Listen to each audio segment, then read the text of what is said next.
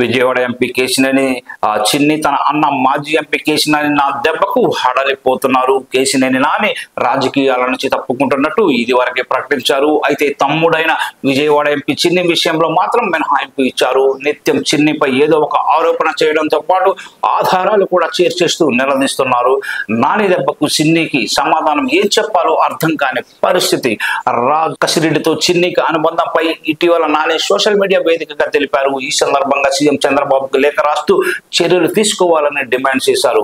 రాజ్ కసిరెడ్డి చిన్ని కంపెనీలకు ఒకే మెయిల్ ఉండడాన్ని ఆయన బయటపెట్టారు. అప్పటి నుంచి నోరు తెరవని చిన్ని ఎట్టకేలకు మీడియా ముందుకు వచ్చారు. రాజ్ కసిరెడ్డితో తనకు సాన్నిహిత్యం ఉన్న మాట నిజమే అని ఆయన ఒప్పుకోవడం విశేషంగా చెప్పుకోవచ్చు. 4 సార్లు రాజ్ కసిరెడ్డిని కలిసినట్టు అంగీకరించారు. ఇద్దరం కలిసి ఒకే కంపెనీ పెట్టామని అంగీకరించారు. ఆ కంపెనీ డెవలప్మెంట్ తో సహా 6 నెలలు అన్ని ఖర్చులు తానే పెట్టినట్టు చిన్ని వెల్లడించారు. అయితే వైఎస్ జగన్ తో రాజ్ కసిరెడ్డికి సాన్నిహిత్యం, అతని వ్యవహారాలు చూసి కంపెనీలో పెట్టిన పెట్టుబడులు కూడా వదిలేసినట్టు చిన్ని చెప్పారు.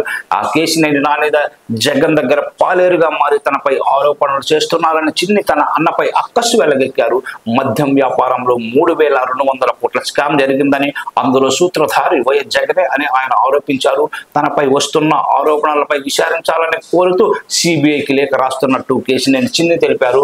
3,600 కోట్లు దోచేసిన జగన్ సిబిఐ విచారణకు సిద్ధమా అని సవాల్ విసిరారు. తనపై ఆరోపణలు నిరూపించేందుకు కేశినేని నాని జగన్ కు 24 గంటల సమయం ఇస్తున్నట్టు కేశినేని చిన్ని సవాల్ విసిరారు. అలాగే తన అన్నకు సంబంధించిన ఇంటర్నేషనల్, దుబాయ్, అమెరికాలో 2 కంపెనీల ద్వారా హవాలా జరిగినట్లుగా వచ్చిన వార్తలను నిగ్గు తేల్చాలని ఆయన డిమాండ్ చేశారు.